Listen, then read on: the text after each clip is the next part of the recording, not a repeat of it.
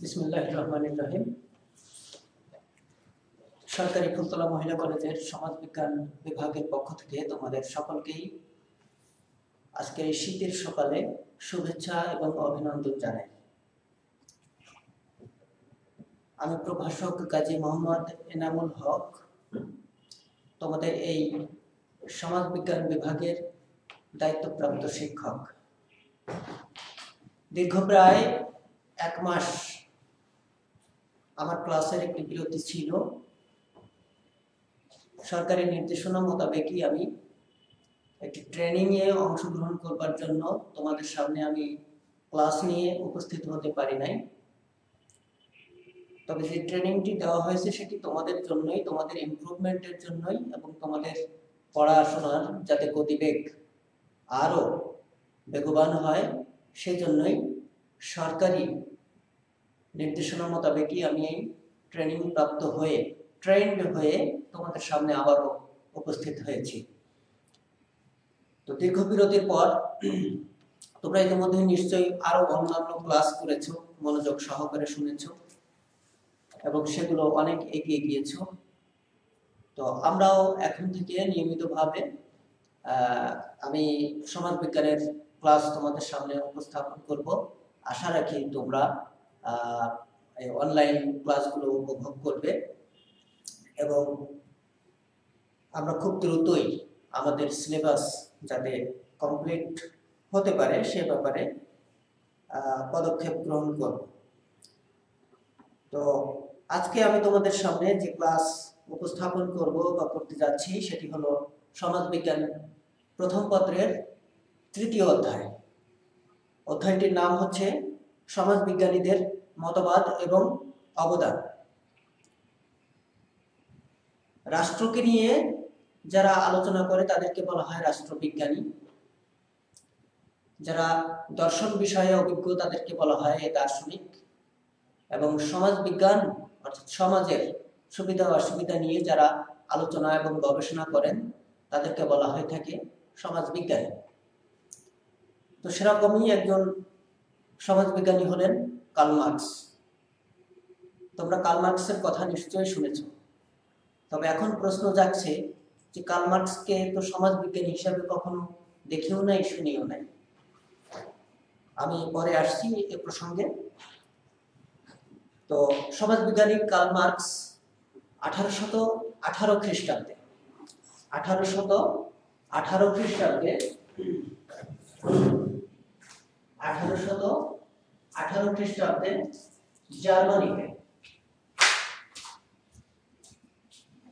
জার্মানিতে জন্মগ্রহণ করেন। তার মা ছিলেন হল্যান্ডের একজন অধিবাসী এবং পিতা তিনি ছিলেন একজন আইনজীবী এবং মোটামুটি একটি ভালো পরিবারের সদস্য হিসাবেই জন্ম লাভ করেছিলেন কার্ল মার্কস। তো তোমরা নিশ্চয়ই কার্ল মার্কসের কথা যখন শুনবে বা তার নামটি যখন আমাদের সামনে বা সম্মুখে আসে তখন স্বাভাবিকভাবেই আমাদের একটা প্রতিবাদী রূপ বা চেহারা আমাদের সামনে এসে হাজির হয়। আসলেই তাই, কার্ল মার্কস আজীবন একটি সংগ্রামী চেতনায় উদ্বুদ্ধ হয়ে সমগ্র বিশ্বকে জাগ্রত করবার চেষ্টা করেছেন আজীবন ব্যাপী। তো সমাজ সংস্কারের দিকে বিবেচনা করলে দেখা যায় যে তিনি ছিলেন অত্যন্ত ভালো একজন সমাজ সংস্কারক। আসলে আমাদের সমাজটা তো কুসংস্কার আচ্ছন্ন, যে যার মতো ব্যস্ত, যার মতোই সে তার আইনকে পরিচালনা করবার চেষ্টা করে এবং এই কুসংস্কার সৃষ্টি হয় এই সমস্ত প্রক্রিয়ার থেকে। আর এই কুসংস্কার করাচ্ছন্ন যে পরিবেশ, এই পরিবেশকে অত্যন্ত ঘৃণা করতেন হচ্ছে সমাজবিজ্ঞানী কার্ল মার্কস। এই কুসংস্কারাচ্ছন্ন সমাজকে ভেঙে দেবার জন্যই তিনি আজীবন তার সংগ্রাম চালিয়ে গেছেন। সমাজের এই যে কুসংস্কার, এই কুসংস্কারের প্রতি বীতশ্রদ্ধ হয়ে তিনি পূর্ববর্তীতে যে ধর্মে ছিলেন সেই ধর্ম পরিত্যাগ করে প্রোটেস্ট্যান্ট ধর্ম গ্রহণ করেন এবং 1883 সালে তিনি পরলোক গমন করেন। 1883 সালে মৃত্যু।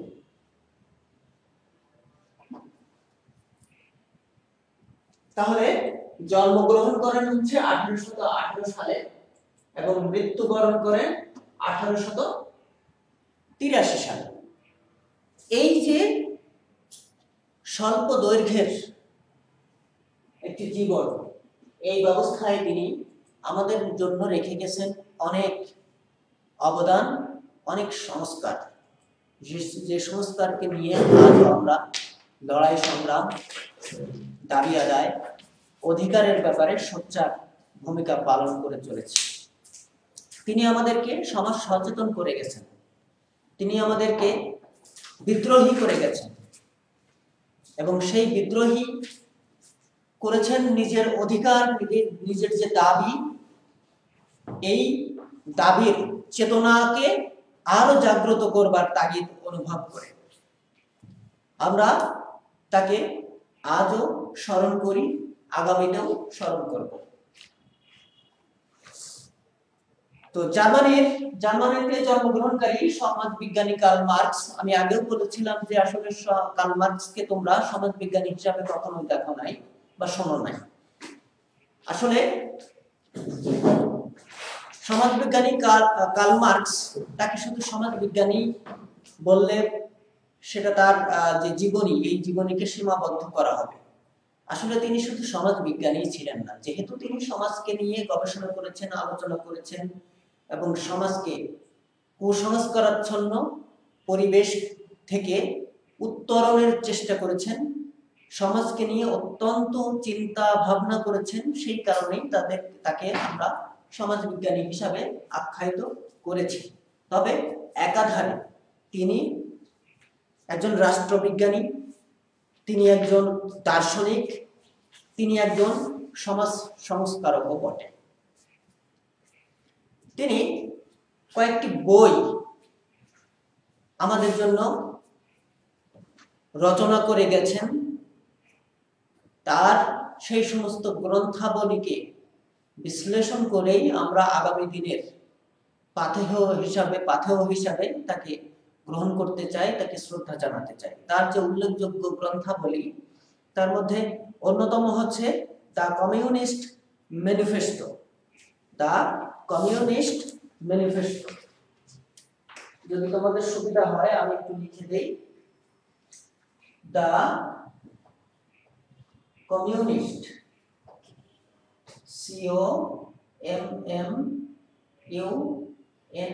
COMMUNIST, communist manifesto, MANIFESTO, communist manifesto. আরো একটি উল্লেখযোগ্য গ্রন্থের মধ্যে অন্যতম হচ্ছে ডাস ক্যাপিটাল। ডাস ক্যাপিটাল, এই দুটো বই অত্যন্ত গুরুত্বপূর্ণ এবং অত্যন্ত তাৎপর্যপূর্ণ ভূমিকা পালন করে চলেছে। তাছাড়া আরো রয়েছে the poverty of philosophy, the poverty of philosophy এবং সমাজতন্ত্র নামক বই, অত্যন্ত বিখ্যাত পুস্তক হিসাবে সমাজে স্বীকৃত, আমাদের সর্ববিশ্বে স্বীকৃতি লাভ করেছে। তো চিন্তাবিদ, দার্শনিক, সমাজ সংস্কারক, সমাজবিজ্ঞানী, রাষ্ট্রবিজ্ঞানী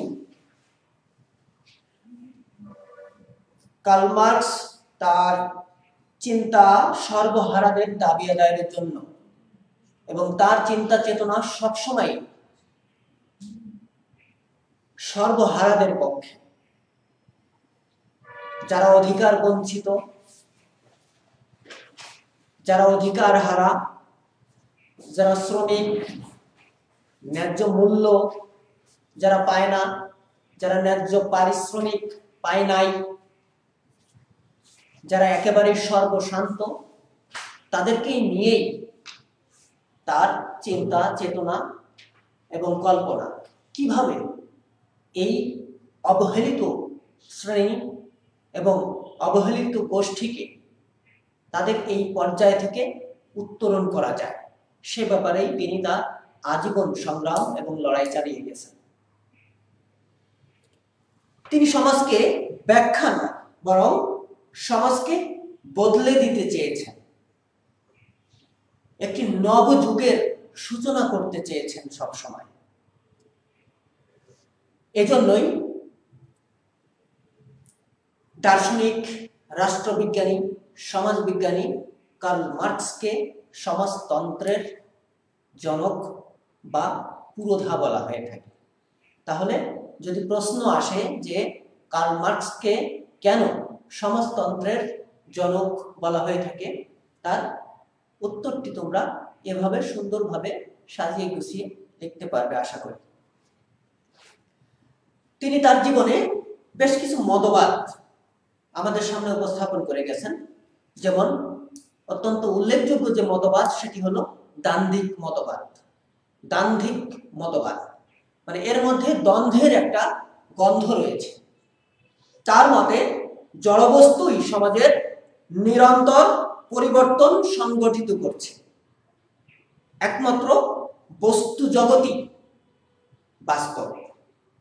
এটা হলো তার একটি বাণী। তিনি ঐতিহাসিক বস্তুবাদ নিয়ে আলোচনা করে গেছেন। ঐতিহাসিক বস্তুবাদের যে মূল মন্ত্র, সেটি হলো বস্তুত সমাজ বিশ্লেষণের বাস্তববাদী পদ্ধতি ও ব্যাখ্যাই হলো ঐতিহাসিক বস্তুবাদ। প্রকৃতপক্ষে ঐতিহাসিক বস্তুবাদ সামাজিক স্থিতি, পরিবর্তন, পরিবর্তনের অন্তর্নিহিত কারণ, পরিবর্তনের প্রকৃতি ও মাত্রাগত পার্থক্য ব্যাখ্যার মাধ্যমেই সামাজিক বিজ্ঞানের গুরুত্বপূর্ণ অগ্রগতিকে সম্ভব করে। এটি হলো ঐতিহাসিক বস্তুবাদের যে মূল মন্ত্র। আমি সংক্ষিপ্তভাবে তোমাদের সামনে আলোচনা উপস্থাপনের চেষ্টা করছি। তিনি আরো আলোচনা করে গেছেন একটি গুরুত্বপূর্ণ বিষয় এবং খুব বোঝার একটি বিষয়, সেটি হলো উদ্বৃত্ত মূল্য তত্ত্ব। উদ্বৃত্ত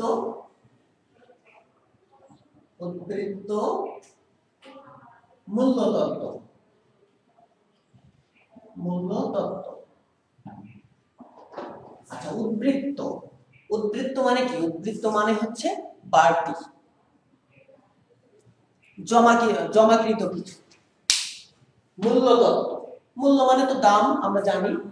এবং এই সংক্রান্ত যে তত্ত্বটি তিনি উপস্থাপন করেছেন, তার নাম হচ্ছে উদ্বৃত্ত মূল্য তত্ত্ব।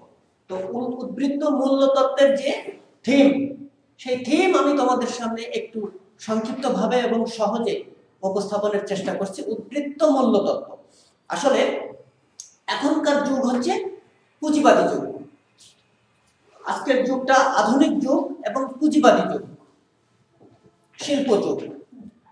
শিল্প কলকারখানায় এখন ছেয়ে গেছে। এই শিল্প কলকারখানাতে কাজ করে হচ্ছে শ্রমিক শ্রেণী এবং এক শ্রেণী রয়েছে মালিক শ্রেণী। মালিক শ্রেণী কি করে? শ্রমিক শ্রেণীকে যত খুশি পরিশ্রম করে। যদি 8 ঘন্টা তার শ্রমের সময় হয়ে থাকে, তো ওই 8 ঘন্টার মধ্যে সে সার্বক্ষণিক তদারকির মাধ্যমে চেষ্টা করে যে কত বেশি পরিমাণে এই শ্রমিকদের মাধ্যমে পণ্য উৎপাদন করা যায়। যত বেশি পণ্য উৎপাদন করতে পারবে, তত বেশি লাভবান হবে মালিক শ্রেণী। তাহলে এখানে উদ্বৃত্ত মূল্য তত্ত্বটা কি বলা হচ্ছে? শ্রমিক তার যে মজুরিটা রয়েছে, ওই মজুরির সমমূল্যের যে পণ্য, ওইটা হচ্ছে সমতা। এবার শ্রমিক তার উৎপাদিত, অর্থাৎ ওই 8 ঘন্টার মধ্যে উৎপাদন করেছে যে শ্রম সামগ্রী অর্থাৎ যে দ্রব্যগুলো উৎপাদন করেছে ওই দ্রব্য বিক্রয় করে মালিক শ্রেণী কিন্তু ওই একই মূল্য পায় না, বরং শ্রমিককে দেবার পর অনেক বেশি অংশ সে লাভ করে। এই লাভটাকেই বলা হচ্ছে উদ্বৃত্ত। হ্যাঁ, এখানে দার্শনিক কার্ল মার্কস বা সমাজবিজ্ঞানী কার্ল মার্কস তিনি যেটা বলেছেন যে শ্রমিককে অত্যাধিক পরিমাণে প্রেসার ক্রিয়েট করে তাদের মাধ্যমে উৎপাদন করিয়ে নেওয়া হচ্ছে এবং উৎপাদন করিয়ে নিয়ে তাদেরকে বিনিময় হিসাবে খুব কম পরিমাণ পারিশ্রমিক দেওয়া হচ্ছে, যেটাকে তিনি কখনোই গ্রহণ করেন না। যে শ্রমিক এত পরিশ্রম করে এই শ্রমিক শ্রেণী কিন্তু মালিক শ্রেণীকে উঠিয়ে দিচ্ছে, তারাই তাদের পরিশ্রম দিয়ে তাদের শ্রম দিয়ে মালিক শ্রেণীকে উপরে উঠিয়ে দিচ্ছে একের পর এক, মানে পুঁজিতে পুঁজিতে একেবারে মাতোয়ারা হয়ে যাচ্ছে পুঁজিবাদী শ্রেণী। তো এটাকেই তিনি এর বিরোধিতা করেছেন এবং বলেছেন যে শ্রমিক শ্রেণী তাদের ন্যায্য মূল্য পাচ্ছে না, বরং তাদেরকে নামমাত্র কিছু মূল্য দিয়ে অনেক বেশি পরিমাণে লাভ করছে পুঁজিবাদী বা পুঁজিপতি শ্রেণী। হ্যাঁ, এইটাকেই হচ্ছে উনি উদ্বৃত্ত মূল্য তত্ত্ব হিসাবে স্বীকৃতি দিয়েছেন এবং এখানে শ্রমিক শ্রেণী এবং মালিক শ্রেণীর মধ্যে একটা দ্বন্দ্ব তৈরি হচ্ছে। অর্থাৎ শ্রমিক শ্রেণী হচ্ছে তাদের যে শ্রম, ওই শ্রমের প্রকৃত মূল্য পাচ্ছে না, মূল্য না পাওয়ার কারণে তাদের মনের মধ্যে একটা ক্ষোভ দানা বেঁধে উঠছে এবং মালিক শ্রেণী আবার চেষ্টা করছে যত বেশি প্রেসার ক্রিয়েট করে তাদেরকে দিয়ে উৎপাদন করিয়ে নেওয়া যায়। এর ফলে উভয় শ্রেণীর মধ্যে একটা দ্বন্দ্ব, সংঘাত বা একটা কি বলা হয় কলহের সৃষ্টি হচ্ছে। তো সেটাকেই ইঙ্গিত প্রদান করেছেন সমাজবিজ্ঞানী বা দার্শনিক কার্ল মার্কস। তো তিনি এই অবস্থার পরিত্রাণ চেয়েছেন সব সময়। তো দার্শনিক কার্ল মার্কস আরো একটি বিষয়ে আলোচনা করতে চেয়েছেন, সেটি হলো এশীয় উৎপাদন ব্যবস্থা।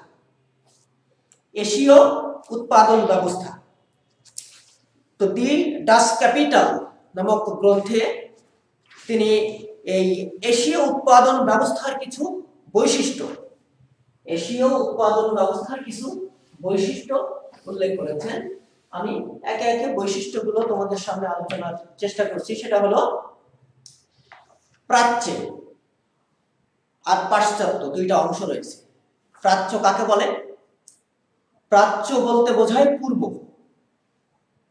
আর পাশ্চাত্য বলতে বোঝায় হচ্ছে পশ্চিমার দেশ।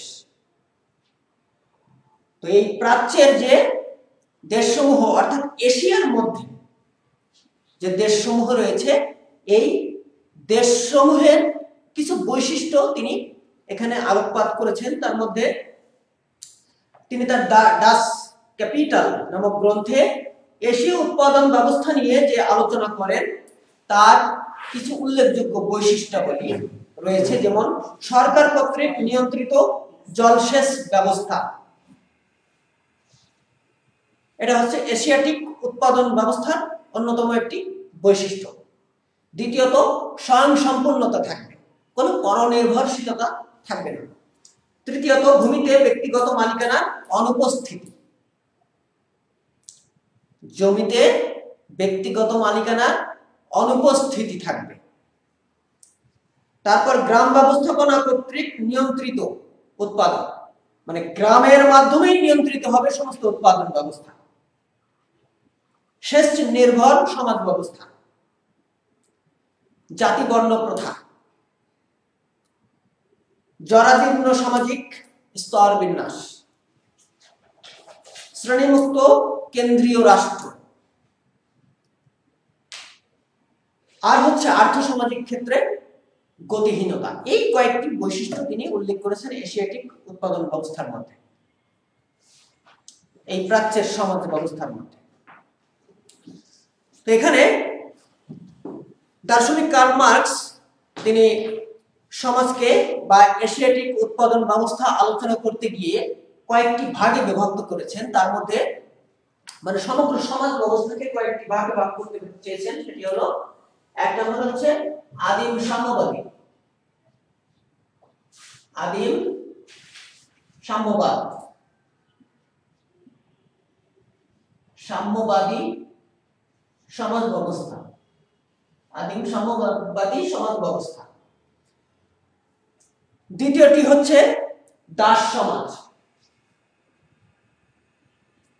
দাস সমাজ। তৃতীয় সামন্ত সমাজ। চতুর্থ পুঁজিবাদী সমাজ, পুঁজিবাদী সমাজ। এবং সর্বশেষে হচ্ছে সমাজতন্ত্র। এই কয়েকটি ভাগে পূর্ণাঙ্গ সমাজ ব্যবস্থাকে তিনি বিভক্ত করতে চেয়েছেন। তো আদিম সাম্যবাদী সমাজ ব্যবস্থাটা কি? আদিম সাম্যবাদী সমাজ ব্যবস্থা বলতে এক কথায় তোমরা বুঝতে পারো, সেটা হলো আদিম সমাজের যে সমাজ ব্যবস্থা ওটাকে আদিম সাম্যবাদী সমাজ ব্যবস্থা বলা হয়ে থাকে। তো আদিম সাম্যবাদী সমাজ ব্যবস্থা অর্থাৎ সাম্য মানে কি? সাম্য মানে সমতা, যেখানে কোনো দ্বন্দ্ব নাই, যেখানে কোনো ফ্যাসাদ নাই, যেখানে কোনো প্রতিযোগিতা নাই, যেখানে কোনো দলাদলি নাই, যেখানে কোনো হানাহানি নাই, যেখানে কোনো মারামারি নাই, এমন একটি সমাজ ব্যবস্থার নামই হচ্ছে সাম্য সমাজ। আর আমরা যদি একটু খেয়াল করি তাহলে দেখতে পাবো যে আদিম যুগে তখন মানুষের তেমন কোনো লোভ লালসা ছিল না, দ্বন্দ্ব প্রতিযোগিতা ছিল না। সে সময় সকলে মিলেমিশে একত্রে বসবাস করত। যদি একজন কিছু খাবার পেত তাহলে সবাই মিলেমিশে তারা একসাথে ভক্ষণ করত। এই জন্যই ওই সমাজ ব্যবস্থার নামকরণ করা হয়েছে আদিম সাম্যবাদ। এই আদিম সাম্যবাদী সমাজ ব্যবস্থার পরে যে সমাজটা আসে সেটা হলো দাস সমাজ। এই দাস সমাজে এসে কি হয়, মানুষ কিছুটা বিভক্ত হয়ে যায়। এ সময় দুইটা শ্রেণীর উদ্ভব ঘটে, একটি হলো দাস শ্রেণী আর একটা হচ্ছে মনিক শ্রেণী। তো মনিক শ্রেণী কি করতো, এই দাসদেরকে গরু ছাগলের মতন হাট থেকে কিনে নিয়ে আসতো। কিনে নিয়ে এসে তাদের যত প্রকার পরিশ্রম করানো বা যত প্রকার কার্যক্রম সমস্ত কাজ তাদেরকে দিয়ে করাতো। তাদের কোনো অধিকারই ছিল না, তাদের কোনো ভোটাধিকার ছিল না, তারা কোনো বিবাহ করতে পারতো না। মালিক শ্রেণী যেভাবে চাইতো সেভাবেই তাকে কাজ করতে হতো।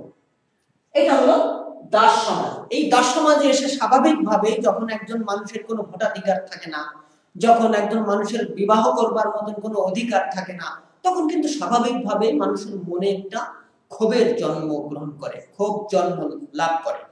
এবং সেই ক্ষোভ পরে দাস এবং দাস বণিকদের মধ্যে একটা সংঘাতের সৃষ্টি করে। সংঘাত সৃষ্টির ফলে নতুন আরেকটি সমাজের উদ্ভব ঘটে, যে সমাজের নাম হচ্ছে, অর্থাৎ দাস সমাজ ভেঙে গেল। দাস এবং বণিকদের মধ্যকার যে সংঘাত, ওই সংঘাতের ফলে দাস সমাজ ভেঙে গেল, অর্থাৎ দাসরা জিতে গেল। জিতে যাওয়ার পর নতুন আরেকটি সমাজ ব্যবস্থার সৃষ্টি হলো, তার নাম হচ্ছে সামন্ত সমাজ। এই সামন্ত সমাজকে আমরা এক কথায় বলতে পারি হচ্ছে রাজতন্ত্রের কথা তোমরা নিশ্চয়ই শুনেছো। তো এ সময় কি হয়, এটা হচ্ছে জমিদারদের। জমিদার কি করবে, একটা শ্রেণীর হাতে একটা এরিয়া ছেড়ে দিবে এবং ওই এরিয়া যিনি রাজা থাকবেন বা যিনি যাকে দায়িত্ব দেওয়া হবে তিনি শ্রমিকদেরকে দায়িত্ব দিবেন যে তোমরা কতটুকু এরিয়া চাষাবাদ করবে, এবং সেখান থেকে খুবই নগণ্য একটা অংশ ওই শ্রমিক পাবে এবং বড় একটি অংশ রাজকোষাগারে চলে যাবে। তাহলে এর ফলেও কিন্তু সাধারণ যারা শ্রমিক শ্রেণী আছে এবং তাদেরকে যারা পেষণ করছে, তাদেরকে যারা শোষণ করছে, এদের মধ্যে একটা দ্বন্দ্ব সংঘাতের সৃষ্টি হয়। আর এই সমাজে এসে তিনটি শ্রেণীর জন্ম লাভ করে। একটা হলো যারা চাষাবাদ করে তারা তো শ্রমিক শ্রেণী। তারপরে এই শ্রমিক শ্রেণীর উপরে রয়েছে কি বলা হয় তোমার ভূস্বামী, অর্থাৎ অর্থাৎ ভূমির মালিক শ্রেণী যারা। আর একটা শ্রেণী রয়েছে তারা হচ্ছে ধর্মগুরু। এই তিনটা শ্রেণীর ছিল হচ্ছে এই সামন্ত সমাজে। যা হোক পরবর্তীতে এই সামন্ত সমাজটাও কিন্তু ভেঙে যায়। এদের মধ্যে দ্বন্দ্ব সংঘাতের ফলে, মনোকষ্টের ফলে সংঘাত সৃষ্টি হয় এবং সংঘাতের ফলে সৃষ্ট যে নতুন সমাজ, সেই সমাজের নামটা হচ্ছে আজকের পুঁজিবাদী সমাজ। আর আজকের পুঁজিবাদী সমাজটা কি? আজকের পুঁজিবাদী সমাজটা হচ্ছে আধুনিক সমাজ। আজকের পুঁজিবাদী সমাজটা হচ্ছে শিল্প সমাজ। আজকের পুঁজিবাদী সমাজ হচ্ছে ধন দৌলত এক শ্রেণী গড়ছে এবং এক শ্রেণী নিষ্পেষণ হচ্ছে, সেরকম সমাজ। আজকের পুঁজিবাদী সমাজ হচ্ছে এক শ্রেণী প্রতিযোগিতা করে অনেক দ্রুতভাবে তরতর গতিতে উপরে উঠে যাচ্ছে, আর এক শ্রেণী নিচে নেমে যাচ্ছে, সেই সমাজ। আজকের এই সমাজটা হচ্ছে প্রতিযোগিতামূলক, ব্যাপক প্রতিযোগিতামূলক একটা সমাজ। তো এই সমাজে এসে আবার দুইটা শ্রেণীর সৃষ্টি হয়েছে। তোমরা নিশ্চয়ই দেখতে পাচ্ছ যে শ্রমিক শ্রেণীর সৃষ্টি হয়েছে আর হচ্ছে শিল্প কলকারখানার মালিক শ্রেণী। এদের মধ্যে কিন্তু এখন দেখো এই দেনা পাওনা নিয়ে একটা সংঘাত প্রতিনিয়ত লেগেই রয়েছে। এবং সর্বশেষ দার্শনিক বা সমাজবিজ্ঞানী কার্ল মার্কস যে সমাজের স্বপ্ন দেখেছেন সেটি হলো সমাজতন্ত্র। এই সমাজের যে উল্লেখযোগ্য বৈশিষ্ট্য, এটাকে দিয়েই আমি আজকের ক্লাস শেষ করব। এই সমাজের বৈশিষ্ট্যে তিনি উল্লেখ করেছেন এটাই যে সাধারণ মানুষ কি করবে? তারা পরিশ্রম করবে। পরিশ্রমের বিনিময়ে রাষ্ট্র তাকে খাবার ব্যবস্থা করবে। এখানে কোনো রাজা থাকবে না, এখানে কোনো রাজতন্ত্র থাকবে না, এখানে কোনো সরকার থাকবে না।